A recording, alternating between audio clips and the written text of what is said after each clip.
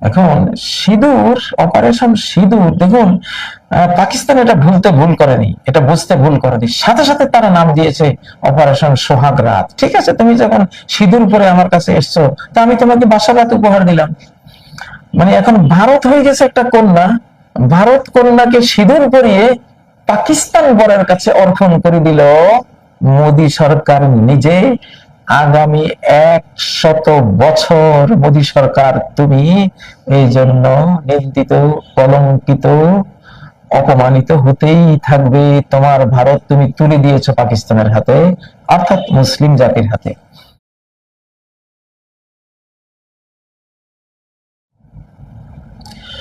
আসসালামু আলাইকুম ওয়া রাহমাতুল্লাহি ওয়া বারাকাতুহু। আলহামদুলিল্লাহি রাব্বিল আলামিন ওয়াসসালাতু ওয়াসসালামু আলা সাইয়্যিদিল মুরসালিন ওয়া আলা আলিহি ওয়া সাহবিহি আজমাইন, আম্মা বাদ। প্রিয় দর্শক শ্রোতা ভাই বোনেরা, বাংলাদেশী বাংলা ভাষী বন্ধুরা, ধর্মপ্রাণ ভাই বোনেরা, আশা করি আপনারা সকলে ভালো আছেন। আলহামদুলিল্লাহ, আমরাও ভালো আছি। পৃথিবী চেঞ্জ হবে, পৃথিবীর সভ্যতা সংস্কৃতি পরিবর্তন হবে, পৃথিবীর চলার গতি প্রকৃতি সবই এখন পরিবর্তন হবে। ধীরে ধীরে পৃথিবী সেদিকে যাত্রা শুরু করেছে আল্লাহ তাবারাক ওয়া তাআলার সরাসরি নিয়ন্ত্রণে, তার নির্বাহী সর্বময় ক্ষমতার অধীনে। ফাসুবহানাল্লাযী বিয়াদিহি মালাকুতু কুল্লি শাইইন ওয়া ইলাইহি তুরজাউন। পবিত্রতা সেই মহান সত্তার যার হাতে রয়েছে মালাকুতু কুল্লি শাই, সকল কিছুর নির্বাহী নিয়ন্ত্রণ ক্ষমতা, আনসিন অদৃশ্য নিয়ন্ত্রণের সর্বময় ক্ষমতা যার হাতে রয়েছে, আর তার কাছেই তোমাদেরকে ফিরিয়ে নেওয়া হবে। প্রিয় বন্ধুরা, আধ্যাত্মিক ওয়ার্ল্ডে বিশাল একটা তোলপাড় প্রত্যক্ষ করলাম যেদিন ভারত আক্রমণ করলো পাকিস্তানকে। বুঝে উঠতে পারছিলাম না যে এত বড় আধ্যাত্মিক তোলপাড় কেন হচ্ছে। পরে ভারতের এই অপারেশনের নাম আর পাকিস্তানের অপারেশনের নাম শুনে বুঝলাম, হ্যাঁ, বিষয়টা এই কারণে হয়েছে। একটা বিরাট উদযাপন প্রত্যক্ষ করলাম আধ্যাত্মিক ওয়ার্ল্ডে, একটা বিজয় উৎসবের উদযাপন দেখলাম। তো অবশ্যই সেই বিজয়টা মুসলিম উম্মাহর, সেটা একটু পরে ব্যাখ্যা দিচ্ছি। তার আগে শিরোনামটা আপনাদেরকে একটু শোনাই। শিরোনাম আজকে দিয়েছি পাক ভারতের ভাগ্য নির্ধারণী দুটো নাম, অপারেশন সিঁদুর আর অপারেশন সোহাগ রাত। সোহাগ রাত এটা হিন্দি বা উর্দুতে বাসর রাতকে বলে সোহাগ রাত। আচ্ছা, তো অপারেশন সিঁদুর এটা আপনারা জানেন, অনেকে আমার চেয়ে বেশি ভালো জানেন হয়তো যারা এগুলো নিয়ে ঘাটাঘাটি করেন। হিন্দু সমাজে বিবাহিতা নারীরা লাল টিপ পরে, সিঁদুর পরে। তো সিঁদুর পরলে বোঝা যায় যে এটি স্বামীওয়ালি একজন নারী, তার স্বামী আছে। যাই হোক, আসলে যুদ্ধ বিগ্রহের মুহূর্তে একটি কথা যুদ্ধের পুরো পরিস্থিতি ঘুরিয়ে দেয়, বা একটি কথার ভিতরে, একটি আচরণের ভিতরে পুরো যুদ্ধের পরিণাম পরিণতি ব্যক্ত হয়ে যায়, প্রকাশ হয়ে যায় আধ্যাত্মিক ওয়ার্ল্ডে। এই জন্য সংঘাত, দ্বন্দ্ব, যুদ্ধ বিগ্রহের মুহূর্তের প্রতিটি কথা বিশাল গুরুত্ব থাকে, বিশাল গুরুত্ব থাকে, অপরিসীম গুরুত্ব থাকে। বলা যায় একটা কথায় আপনার জয়টা পরাজয় রূপান্তর হয়, পরাজয় বিজয় রূপান্তর হয়। একটা কথা, একটা কথা। মহাবিশ্ব আল্লাহ সৃষ্টি করেছেন তো কথা দিয়ে, কোন হাও ফায়াকুন হয়ে গেছে। কথার চেয়ে পাওয়ারফুল কোনো জিনিস নেই। অতএব একটা কথা তো বিশাল জিনিস। একটা কথা, লা ইলাহা ইল্লাল্লাহ, বাস একটা কথাই তো, ছোট্ট একটা কথা, চিরকাল আপনাকে জান্নাতে রাখবে, চিরদিনের জন্য আপনাকে জাহান্নাম থেকে মুক্তি দেবে। একটা কথা, বনি ইসরায়েলের একটা লোক একটা কথা বলেছিল যে আল্লাহু লা ইয়াগফিরুল্লাহু লাক, একজন নেককার লোক একজন বদকার লোককে বলেছিল আল্লাহর কসম আল্লাহ তোমাকে ক্ষমা করবে না। বাস কালিমাতুন আওবাকাত আলাইহি দুনিয়াহু ওয়া আখিরাতাহ, হযরত আবু হুরায়রার riwayat সহিহ বুখারীর, যে একটা কথা সে এমন বলল যে তার দুনিয়া শেষ আখিরাতও শেষ হয়ে গেল। মানে সে আল্লাহর কসম করে বলছে আল্লাহ তোমাকে ক্ষমা করবে না, অথচ আল্লাহ পরম দয়াশীল, ক্ষমার জন্য তিনি তো 24 ঘন্টা প্রস্তুত হয়ে থাকেন। বান্দা ক্ষমা চাইতে দেরি, ক্ষমা পাইতে দেরি নেই। আর সেখানে তুমি কিভাবে কসম করলে যে আল্লাহ তোমাকে ক্ষমা করবে না? কে অধিকার দিয়েছে? আল্লাহর উপরে হস্তক্ষেপ করেছো, তার রহমতের উপরে, তার অপরন্ত মাগফিরাতের উপরে হাত দিয়েছো। যাও, তোমার সব পুণ্য ধ্বংস আর ওর সব গুনাহ মাপ। এমনটা হয়েছে। একটা কথা, একটা যুদ্ধের কথা মনে পড়ে।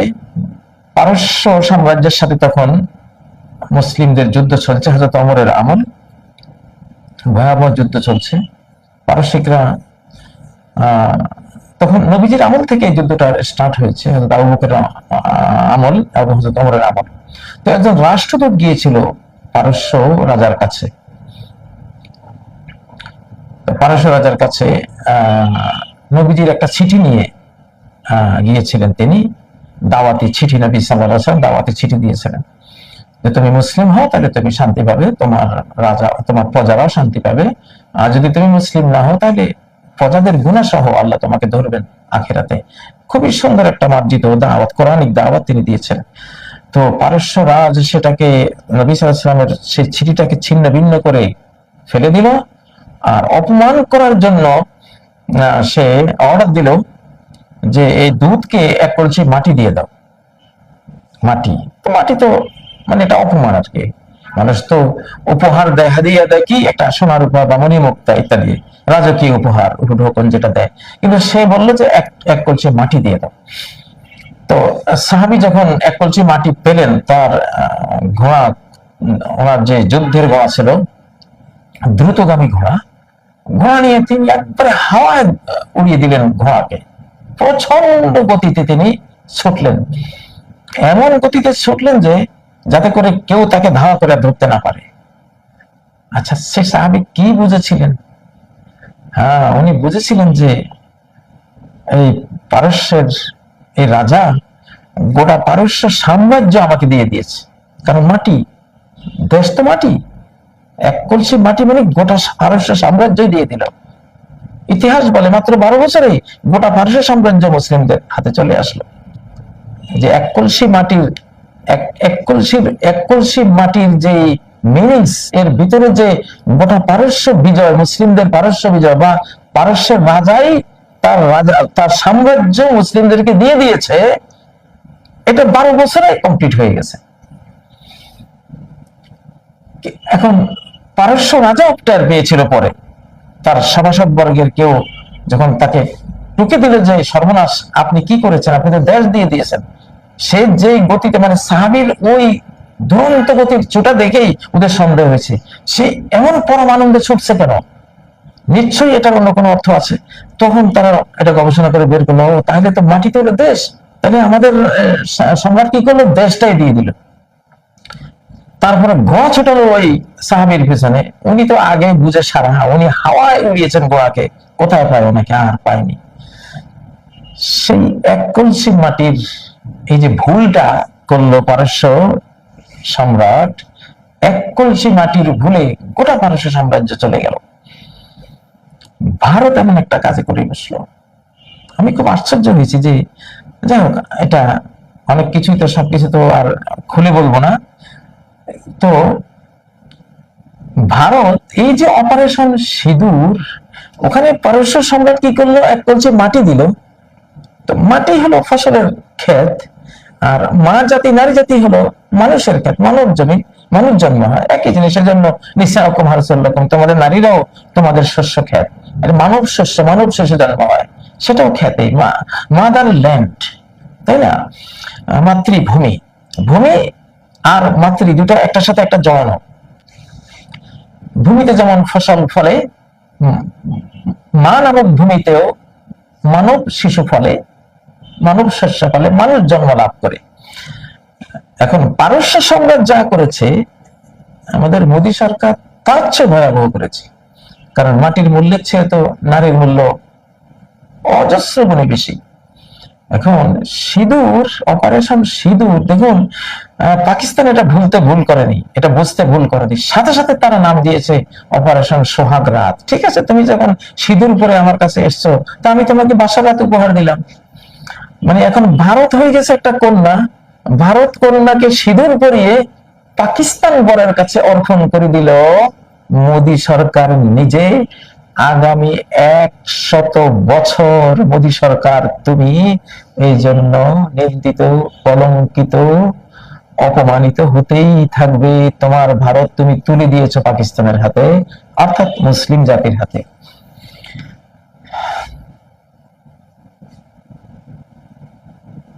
তোমার এই অপারেশন সিঁদুর, আচ্ছা অপারেশন ত্রিশূল হলে একটা হতো, অপারেশন ত্রিশূল, ত্রিশূল দিয়ে আঘাত করা যায়। সিঁদুর কি? সিঁদুর তো হলো বরের কাছে কনেকে অর্পণ করার একটা সিস্টেম, একটা সাজ। নারীকে তো অলংকার সাজ গোজের মধ্যেই লালিত পালিত করতে হয়। তাহলে এখন ভারত হয়ে গেছে তোমার একটা কন্যা, অর্পণ করে দিলে পাকিস্তানকে, পাকিস্তান হয়েছে বর, বরের কর্তৃত্বই তো চলে কনের উপরে। অর্থাৎ আমরা যে বলি যে আগামী দিনগুলোতে মুসলিমরাই ভারত শাসন করবে, মোদী সরকার তুমি নিজ হাতে পারস্য সম্রাটের মতোই তুমি তুলে দিয়েছো তোমার ভারত পাকিস্তান তথা মুসলিম উম্মার হাতে। আর কিছু বলো না, মুসলিমদেরকে কিছু বলার নেই, কিছু বলার নেই। এটা যুদ্ধের মুহূর্ত। একটা কথা, একটা আচরণে তোমার ভাগ্য এখানে আকাশ পাতাল বেশকম হয়ে যাবে। দেখো এখানে সূরা আলে ইমরানের 173 নম্বর আয়াত।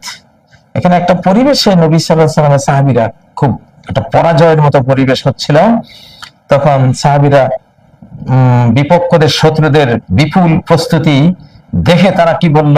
ওয়াকালু হাসবুনাল্লাহ, আল্লাহ সাফিসিয়েন্ট, যথেষ্ট আমাদের জন্য, অনিমাল ওয়াকিল, এবং কতই না উত্তম কর্মবিধায়ক, কাজ কর্নেওয়ালা। উনি যুদ্ধের বিজয়, যেটা আমাদের দরকার, বিজয় এনে দিবেন, যতই আমাদের বিজয়ের সামগ্রী না থাকুক।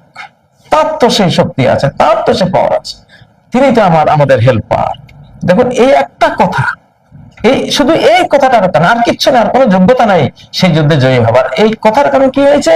ফানকালাবু, এখানে আরবি গ্রামারে ফা, ফা হলো মানে কারণ দর্শানোর ফা, একটা অব্যয়, এটা এটা কারণ বর্ণনা করছে। এই কথা বলার কারণে, হাসবুনাল্লাহু ওয়া নি'মাল ওয়াকিল, এই কথাটা বলার কারণে, আর কোনো কারণ না, এই কজ একটাই, এই কথার কারণে তারা ফিরে আসলো পরাজয়ের বদলে কি নিয়ে ফিরে আসলো? বেনেমাতুম মিনাল্লাহ, আল্লাহ নিয়ামত নিয়ে, অর্থাৎ বিজয় নিয়ে, ও ফাদলিন, আল্লাহর অনুগ্রহ নিয়ে। লাম ইয়ামসাসহুম সু, কোনো অকল্যাণ তাদেরকে টাচ করতে পারেনি। একটা কথা।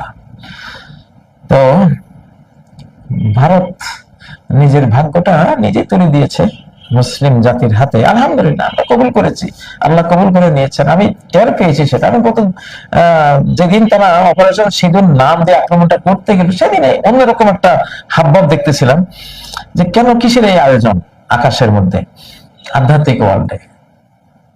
তো যাই হোক, পরে নাম দেখলাম যে ও, তারা তো এই নাম দিয়েছে, অপারেশন সিঁদুর। যাই হোক, এখন বাংলাদেশে তোমরা লাফাচ্ছ অনেকেই, ভারতের কিছু দালাল, রয়ের কিছু দালাল, পরিণতি, তোমাদের ভয়াবহ পরিণতি অপেক্ষায় আছে। ভুলে যাও, ভারত, পাকিস্তান, গোটা বিশ্বই আল্লাহর ডাইরেক্ট নিয়ন্ত্রণে নিয়ে নিয়েছেন। উনি ওনার মতো ওনার চয়েস করা মনের হাতে দিবেন। ভারতের মানে ভারত শুনেই তোমরা ভাবছো এখন ভারত আমাদের ত্রাণকর্তা। নো, কিছুই না। আল্লাহ ফয়সালা হয়ে গেছে, পৃথিবী চেঞ্জ হয়ে গেছে, মুসলিমদের যুক্তরাষ্ট্র তৈরি হয়ে গেছে, মুসলিম জনগণ ঐক্যবদ্ধ হয়ে গেছে অলরেডি, সামনে টের পাবে। অর্থাৎ বাংলাদেশ প্রেমিক হও, ভারত প্রেমিক হইও না। ভারতের কিছু গাদ্দার, মির্জাফর বাংলাদেশের ভিতরে এখনো আছে। তোমাদেরকে সাবধান করে দিচ্ছি, সাবধান হও, পায়ের তলায় মাটি নেই। ভারত নিজে নিজেকে তুলে দিয়েছে আল্লাহতে বিশ্বাসী অকুতোভয় মুমিনদের হাতে। ইনশাআল্লাহ, ইনশাআল্লাহ এইটা ঘটবে। এই ঘটনা ছাড়াও তো বলতেছিলাম আমরা যে এই যুদ্ধের পরিণতি কোন দিকে যাবে। এখন তো দেখলামই অপারেশন সিঁদুর, অপারেশন সোহাগ রাত। ওকে, খুবই ভালো। পাকিস্তান নামটা খুব সুন্দর দিয়েছে। আমরা মুসলিমরা আমরা কোনো নিষ্ঠুর জাতি না, তাই না? তো সেই হিসাবে তারা নামটা খুব সুন্দর দিয়েছে। তোমরা যখন অর্পণ করে দিয়েছো তাহলে সেভাবে তো বরণটা করা হয়েছে, আলহামদুলিল্লাহ। তোমাদের ভুলের খেসারত তোমরা দিও, যদি এটা খেসারত না, কারণ মুসলিমদের হাতে গেলে তোমরাও ইসলামের তৌফিক পেলে তোমরা জান্নাত পাবে ইনশাআল্লাহ, নরক যন্ত্রণা থেকে বেঁচে যাবে। তবে বাংলাদেশে যারা এখনো রয়ের হয়ে কাজ করো বা রয়ের যেসব এজেন্ডা বাংলাদেশে কাজ করো, একেবারে সাবধান হয়ে যাও। তোমরা কি ভেবেছ 2024 পরবর্তী বাংলাদেশে তোমাদের কোনো অস্তিত্ব নাই, দেখি না কোনো অস্তিত্ব। তোমরা অযথাই সর্বনাশা, আত্মঘাতী কিছু ভুল এবং রং ডিসিশনে তোমরা কাজ করতেছো। তওবা ইস্তেগফার করে ফিরে যাও, না হলে এই বাংলাদেশ আমরা জনগণ ছাড়বো না তোমাদের। ভারতের সাথে একাট্টা হয়ে ভিতরে ভিতরে বাংলাদেশের রক্তগঙ্গা বহবার চক্রান্তি জড়িয়ে আছো। সবকিছু আল্লাহর কাছে জানা আছে, আমরাও জানি, আল্লাহ জানান, আমরা টের পাই। এমন বুঝের লোক বাংলাদেশে অভাব নেই।